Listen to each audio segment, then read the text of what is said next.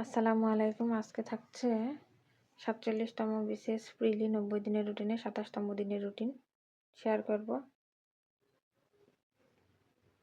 এখানে থাকবে হচ্ছে বাংলা থেকে হচ্ছে চরিত্র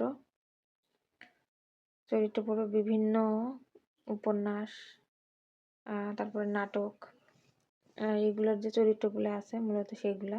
এখান থেকে বেশ কিছু কোশ্চেন হয়, পরীক্ষাতে দেখা যায়, তো সেইগুলো পড়ব। এরপরে পড়ব হচ্ছে ধারা হচ্ছে পার্ট 4।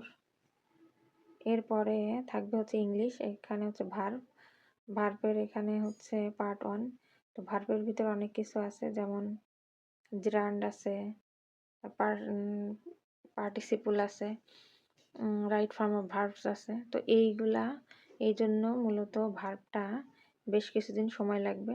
তো এইগুলা এইভাবে ভাগ করে নিয়ে পড়তে হবে।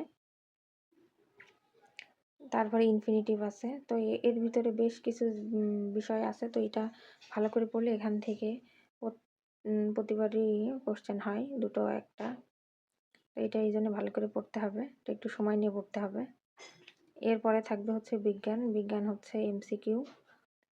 এমসিকিউ পড়বো হচ্ছে পার্ট 1, মানে পুরো বিজ্ঞান বই, মানে ভৌত বিজ্ঞান, পদার্থবিজ্ঞান এবং হচ্ছে আধুনিক বিজ্ঞান যা আছে সেগুলো আমরা সব পড়ছি।